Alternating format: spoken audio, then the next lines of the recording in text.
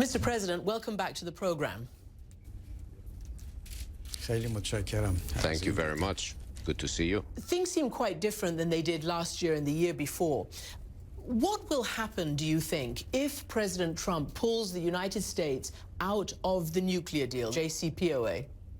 Well, the JCPOA, as a multilateral agreement ratified by the United Nations Security Council, exiting such an agreement would carry a high cost for the United States of America, and I do not believe that Americans would be willing to pay such a high cost for something that will be useless for them. It will yield no results for the United States, but at the same time, it will generally decrease and cut away and chip away at international trust placed in the United States of America. What would you do? What would Iran do? We will have various options at our disposal vis-à-vis this issue if the United States pulls out of the JCPOA. And there has been quite a great deal of thought given to this possible scenario regarding our reaction. And if such a thing were to happen, quite swiftly the world will see Iran's steps and reactions. This action will take place in a matter of a few days. However, given that Mr. Trump's reactions and actions and policies are somewhat unpredictable, we have had long thought and discussions about our reactions. Can I ask you, because I've talked to other Iranian government officials, I've spoken to officials from around the world, what do you think of President Trump's Twitter diplomacy? Do you see a strategy? Do you see policy? Do you see chaos? What do you see? Well, in any way, it is a method that Mr. Trump has started.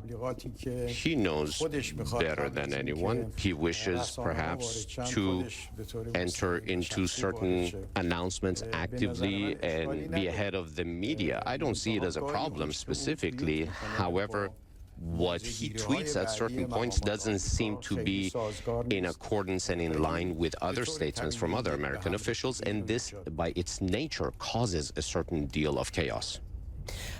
You see what's happening between Burma, Myanmar, and Bangladesh.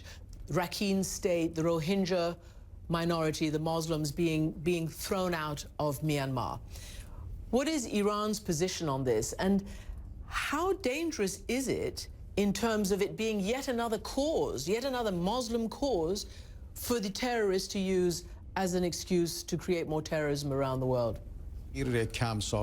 Recent developments are fairly unprecedented, under which 400,000 people have been run from their home and their houses set ablaze by the Myanmar security forces. So it is a human tragedy, and it is a genocide that is taking place.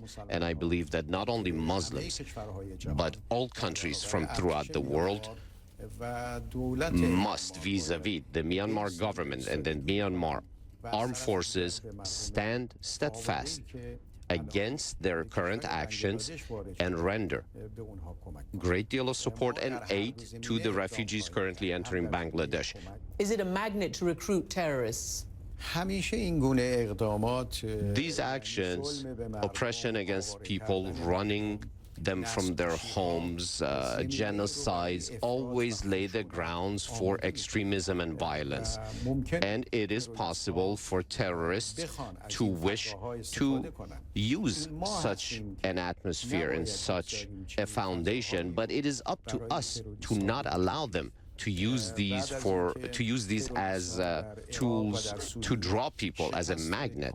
And certainly once their defeat is ultimately achieved and driven from the Syrian and Iraqi battlefield, they will certainly focus elsewhere, and it is of great danger not only for us, but the rest of the world as well as Europe, of course. What is your reaction to the leader of North Korea, Kim Jong-un, with his 6th nuclear test, with his ICBM missile test, with sending missiles over Japan, threatening American territory. What is your reaction to what's happening there right now? And he has nuclear weapons. Our position has been very clear and remains clear vis-à-vis nuclear weapons. We are against any type of weapons of mass destruction as well as nuclear weapons, and we believe that they must be destroyed throughout the world. So our opinion, our positions are clear. Arms races are not acceptable to us in any region, and we see that as extremely dangerous. However, from the other side, the positions and the actions of the United States, as well as other nations against the North Korean country, has not been very positive. And I don't think there is a military solution to this. Only diplomacy is the tool that will resolve this problem permanently. A security advisor to the president of South Korea told me that if the Obama administration had spent 1/5 of the time it spent with you and Iran on North Korea's nuclear program, it may have had some success. It hasn't spent any time. Very little time has been spent trying to make a deal with North Korea. In any ways, North Korea was on track of talks and dialogue, and those roads were blocked, and both sides chose non-dialogue actions. And I think what the Iranian experience shows is a good experience that can be replicated elsewhere and executed elsewhere. But keep in mind, please, that if the United States wishes to withdraw from the JCPOA, why would the North Koreans waste their time in order to sit around the table of dialogue with the United States? Because they will think that perhaps after years of talks and a potential agreement, the next U.S. administration could step over or pull out of the agreement achieved. So the Trump administration, such potential action by the Trump administration will block such potential roads to success in resolution of regional problems around the world. President Trump will make his first address to the United Nations tomorrow, on Tuesday. He's expected to talk a lot about Iran, as well as North Korea and other issues, but a lot about Iran.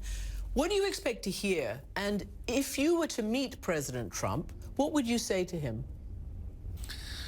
The way in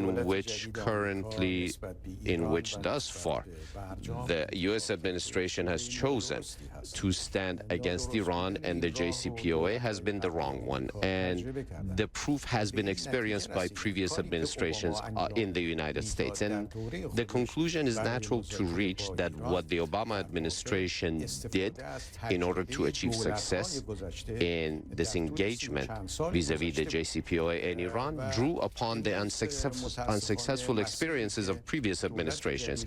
However, the path undertaken today by this U.S. administration is a return to the past, to a distant past that goes all the way back to President Bush #1 as well as President Bush the son #2. So these paths have already been traveled upon. They have been unsuccessful, and soon that Mr. Trump will see that this was the wrong path that he had chosen. On that note, Mr. President, thank you very much indeed for joining us. I'm also grateful for being here. Thank you.